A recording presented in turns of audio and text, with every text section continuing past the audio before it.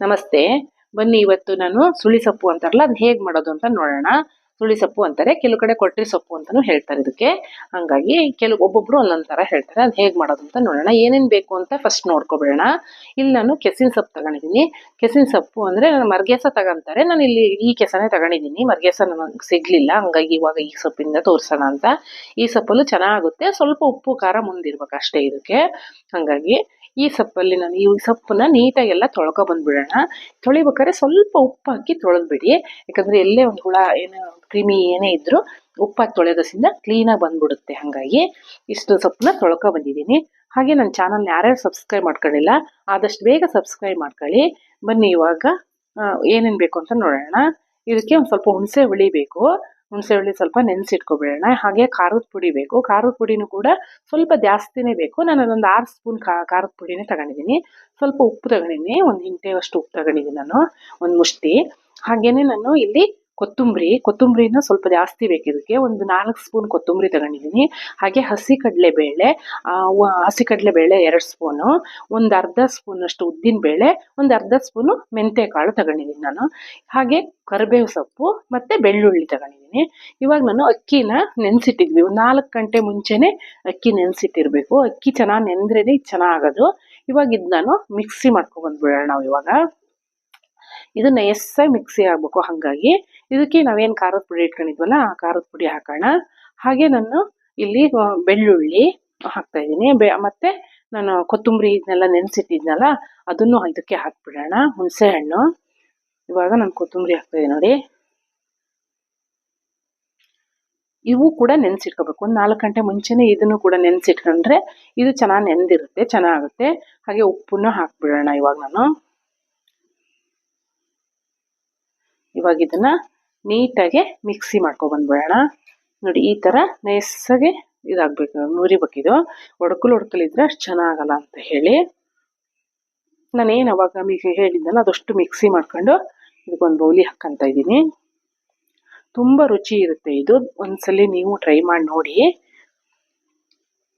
ಈ ಥರ ನಾನು ಏನು ಎಲೆ ತೊಳೆದಿಟ್ಕೊಂಡಿದ್ನಲ್ಲ ಅವಾಗ ಆ ಎಲೆಗೆ ನಾನು ಎಲೆ ಮಗಚಿ ಈಗ ಈ ಥರ ನೀಟಾಗಿ ಎಲ್ಲ ಒಂದೊಂದೇ ಸೌರ್ ಬಿಡೋಣ. ಇದಕ್ಕೊಂದು ಸ್ವಲ್ಪ ಬರ್ತಿ ತೆಳು ಸೌರೋದು ಬೇಡ, ತೀರ ದಪ್ಪನೂ ಬೇಡ.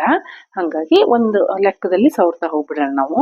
ಎಲ್ಲೂ ಸ್ವಲ್ಪ ಎಲೆ ಕಾಣಲದ ಥರ ಸೌರ್ತಾ ಇದ್ದೀನಿ ನಾನು. ನೀಟಾಗಿ ಎಲ್ಲ ಸೌರಿ ಇದು ಹೆಂಗೆ ಅಂದರೆ ಒಂದು ಎಲೆ ಆದಮೇಲೆ ಲೇಯರ್ ಥರ ಒಂದು ಎಲೆ ಅಂತ ಒಂದು 4-5 ಎಲೆ ಹಾಕಿ ಇದು ಮಾಡ್ಬೇಕು. ಇದಕ್ಕೆ ಒಂದೊಂದೇ ಎಲೆ ಆದರೆ ಚೆನ್ನಾಗಲ್ಲ, ಒಂದೇ ಎಲೆ ಮಾಡೋಕ್ಕೆ ಬರಲ್ಲ ಇದು. ಹಾಗಾಗಿ ಇದು ಹಳ್ಳಿ ಕಡೆಗೆ ತುಂಬ ಮಾಡ್ತಾರೆ, ವರ್ಷದಲ್ಲಿ ಒಂದೇ ಸರಿ ಮಾಡೋದು ಇದು. 1 ಸರಿ 2 ಸರಿ ಈ ಸೀಸನಲ್ಲಿ ಅಷ್ಟೇ ಮಾಡೋದು, ಎಲ್ಲ ಟೈಮಿಗೂ ಏನು ಮಾಡಲ್ಲ ಇದನ್ನ. ಹಾಗಾಗಿ ಇದು ಹೇಳ್ತಾರೆ ಹಿಂದಿನ ಅಡಿಗೆ ಅಂತಲೇ ಹೇಳ್ತಾರೆ ಇದನ್ನ. ಈ ಥರ ನೋಡಿ, ಈ ಥರ ಎಲ್ಲ ನೀಟಾಗಿ ಫೋಲ್ಡ್ ಮಾಡಿಬಿಡೋಣ. ಇವಾಗ ನಾವು ನೀಟಾಗಿ ಈ ಥರ ಫೋಲ್ಡ್ ಮಾಡಿ ಎಲ್ಲೂ ಓಪನ್ ಬಿಡಬೇಡ್ರಿ ಇದನ್ನ.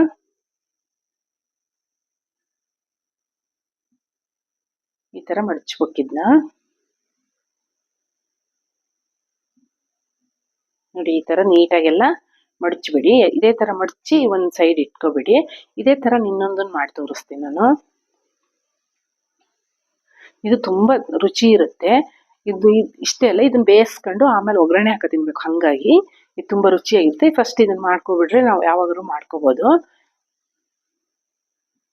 ಇದನ್ನ ಇಟ್ಕೊಂಡು ಕೂಡ ತಿನ್ಬೋದು, ಫ್ರಿಜ್ ಎಲ್ಲ ಇದ್ರೆ. ಇದು ಹಸಿ ಕಾಯೆಲ್ಲ ಹಾಕಿರಲ್ಲ, ಹಾಗಾಗಿ ಇರುತ್ತೆ 1-2 ದಿವಸ ಇದು.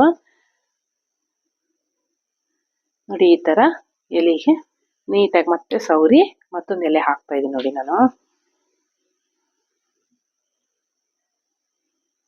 ಅದೇ ಥರ 4 ಲೇಯರ್ ಹಾಕಿ ಮತ್ತೆ ಸೌರಿ ಮಡಚ್ಬಿಡೋಣ ನಾವು ಇವಾಗ ಇದನ್ನ.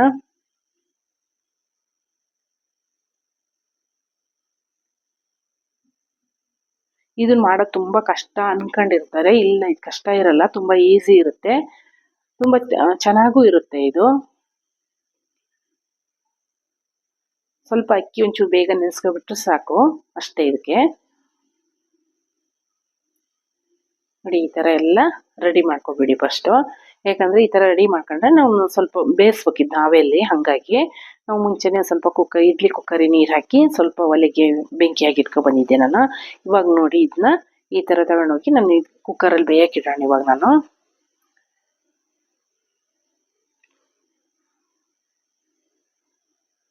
ಇದನ್ನ ಇವಾಗ ನಿಧಾನಕ್ಕೆ ಬೇಯಿಸೋಣ. 1 ಗಂಟೆ ಆದರೆ ಸಾಕು ಇದಕ್ಕೆ ಬೇಯಕ್ಕೆ. ಅಕ್ಕಿ ಮಾತ್ರ ತೆಳ್ಳು ಸವರಿರ್ತೀವಲ್ಲ, ಬೇಗ ಬೇಯುತ್ತೆ ಇದು. ಮುಕ್ಕಾಲು ಗಂಟೆಯಿಂದ 1 ಗಂಟೆ ಆದರೆ ಸಾಕು.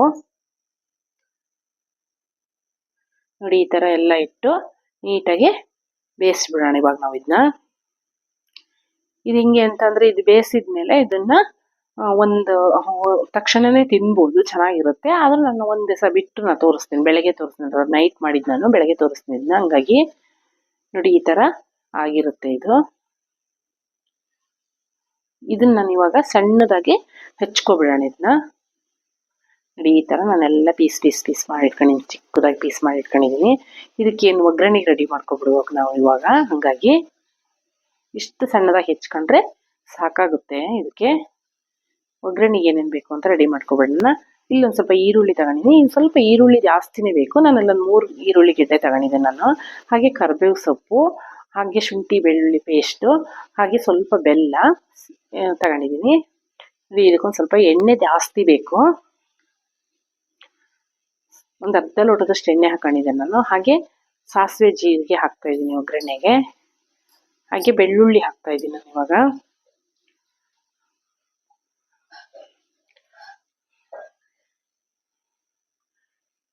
ಬೆಳ್ಳುಳ್ಳಿ ಎಲ್ಲ ಸ್ವಲ್ಪ ಇದಾಗಲಿ, ಕೆಂಪು ಬಣ್ಣ ಬರಲಿ ಇದು ಸ್ವಲ್ಪ.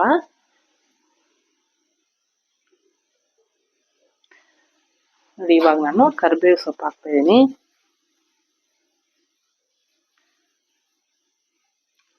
ಹಾಗೆ ಇದಕ್ಕೆ ಈರುಳ್ಳಿ ಹಾಕ್ಬಿಡೋಣ.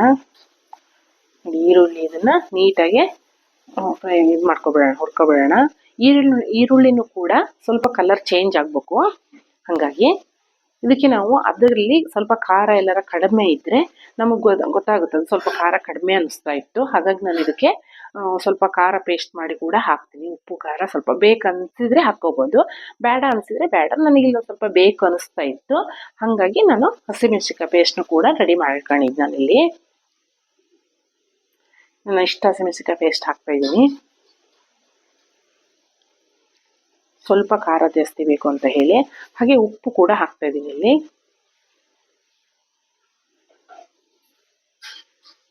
ಎಲ್ಲ ಮಿಕ್ಸ್ ಮಾಡ್ಕೊಬೇಡ ಚೆನ್ನಾಗಿದು. ಹಾಗೆ ಬೆಲ್ಲ ಕೂಡ ಹಾಕ್ತಾ ಇದ್ದೀನಿ. ಬೆಲ್ಲ ಹಾಕೋದ್ರಿಂದ ಒಳ್ಳೆ ರುಚಿ ಕೊಡುತ್ತೆ ಇದು. ಹಾಗಾಗಿ ಕೆಲವ್ರು ಬೆಲ್ಲ ಹಾಕೋಣಲ್ಲ, ನಾನು ಬೆಲ್ಲ ಹಾಕ್ತೀನಿ. ಬೆಲ್ಲ ಹಾಕಿದ್ರೇ ಒಂದು ಟೇಸ್ಟ್ ಜಾಸ್ತಿ ಕೊಡುತ್ತೆ ಅಂತ ಇದು. ಸ್ವಲ್ಪ ಇದು ಬರುತ್ತೆ. ಇಲ್ಲ ಅಂದರೆ ಈಗ ಒಂದು ಸ್ವಲ್ಪ ಕೊತ್ತಂಬರಿ ಸೊಪ್ಪು ಹಾಕ್ತಾ ಇದ್ದೀನಿ.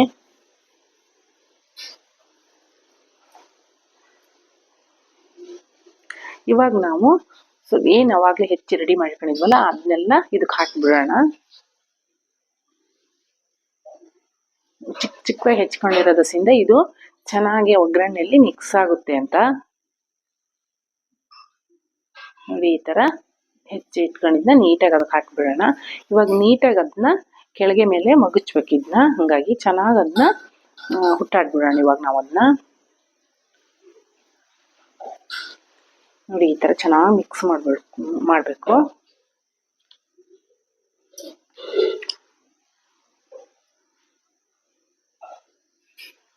ಎಷ್ಟು ರುಚಿ ಇರುತ್ತೆ ಅಂದರೆ ನೀವು ಇನ್ನೊಂದ್ಸಲಿ ತಿನ್ನಿ, ಯಾಕಂದರೆ ಇದು ಅಷ್ಟು ರುಚಿಯಾಗಿರುತ್ತೆ.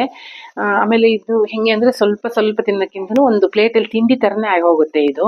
ನಾವು ಸಂಜೆ ಟೈಮಲ್ಲ ಒಂದೊಂದ್ಸಲಿ ಇದು ಏನು ತಿಂಡಿ ಕೊಡಬೇಕು ಅಂದರೆ ಈ ಥರ ಒಗ್ಗರಣೆ ಹಾಕಿ ಕೊಟ್ಬಿಟ್ರೆ ಇದೊಂದು ತಿಂಡಿನೇ ಆಗಿಬಿಡುತ್ತೆ. ಹೊಟ್ಟೆನೂ ತುಂಬುತ್ತೆ, ರುಚಿನೂ ಇರುತ್ತೆ. ಅಷ್ಟೇ ರುಚಿಯಾಗಿರೋದ್ರಿಂದ ಇದು ಎಲ್ಲ ನಮ್ಮನೆ ಇಷ್ಟಪಟ್ಟು ತಿಂತಾರೆ ಇದು ನಮ್ಮ ಮನೇಲೆಲ್ಲ. ನೀವು ಒಂದ್ಸಲಿ ಮಾಡಿ ನೋಡಿ, ತುಂಬ ರುಚಿಯಾಗಿರುತ್ತೆ ಇದು.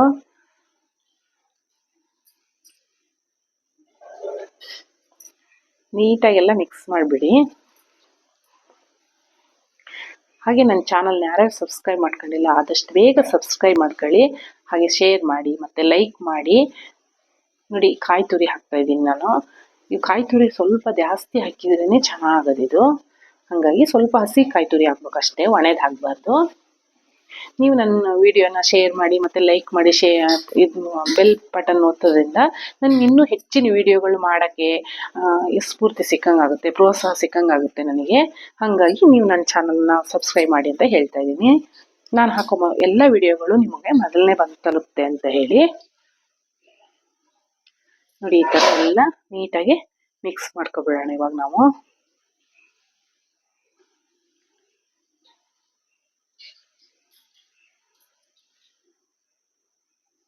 ಎಲ್ಲ ಈ ಥರ ನೀಟಾಗಿ ಮಿಕ್ಸ್ ಆಗಿದೆಯಲ್ವ ಇವಾಗ. ಹಾಗೆ ಇದು ನಾನು ಒಂದು ಬೌಲಿಗೆ ಹಾಕಿ ತೋರಿಸ್ತಾ ಇದ್ದೀನಿ ನೋಡಿ. ಇಷ್ಟ ಆದರೆ ಸಾಕು ಇದು ನೋಡಿ, ಈ ಥರ ಆಗುತ್ತೆ ಇದು. ಇವಾಗ ಇದು ತಿನ್ನಕ್ಕೆ ನಾನು ಕೊಟ್ಟರೆ ತುಂಬ ರುಚಿಯಾಗಿರುತ್ತೆ. ಎಲ್ಲರೂ ಕೂಡ ಒಂದ್ಸರಿ ಟ್ರೈ ಮಾಡಿ ನೋಡಿ. ಧನ್ಯವಾದಗಳು.